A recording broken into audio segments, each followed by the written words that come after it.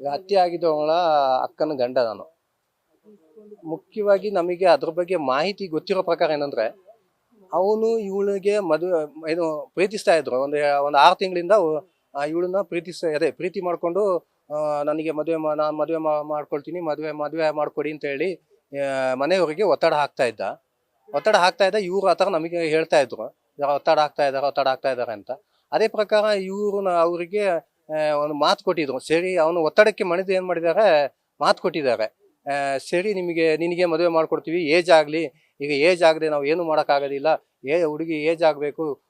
SLC ಕೂಡ ಓದ್ತಾ ಇದ್ದವಳು ಇಷ್ಟು ಬೇಗ ಮಾಡೋಕ್ಕಾಗೋದಿಲ್ಲ ಅಂತೇಳಿ ಇವರು ಹಾಗೆ ದಿನ ಇದು ಮಾಡ್ತಾ ಬಂದಿದ್ದಾರೆ. ಅಷ್ಟೊತ್ತಿಗೆ ಅವನಿಗೆ ಏನಾಗಿದೆಯೋ ಗೊತ್ತಿಲ್ಲ, ಸಡನ್ ಆಗಿ ಬಂದು ಎಂಗೇಜ್ಮೆಂಟ್ ಮಾಡಿಕೊಡ್ಬೇಕು, ನೀವು ಮಾಡಿಕೊಡಿಲ್ಲ ಅಂದರೆ ನಾನು ಹುಡುಗಿನ ಬಿಡೋದಿಲ್ಲ, ಹಾಗೆ ಹೀಗೆ ಅಂತ ಇವರಿಗೆ ಬೆದರಿಕೆ ಹಾಕಿದ್ದಾಳೆ. ಬೆದರಿಕೆ ಹಾಕಿದ ತಕ್ಷಣ ಇವ್ರು ಏನು ಮಾಡಿದಾರೆ, ಅವನ ಬೆದರಿಕೆಗೆ ಇವರು ಮನೇಲಿ ಇವರು ಅಷ್ಟೇನು ಇದಾಗಿಲ್ಲ. ಹಾಗಾಗಿ ಅವನ ಬೆದರಿಕೆಗೆ ಇವ್ರು ಏನು ಮಾಡಿದ್ದಾರೆ,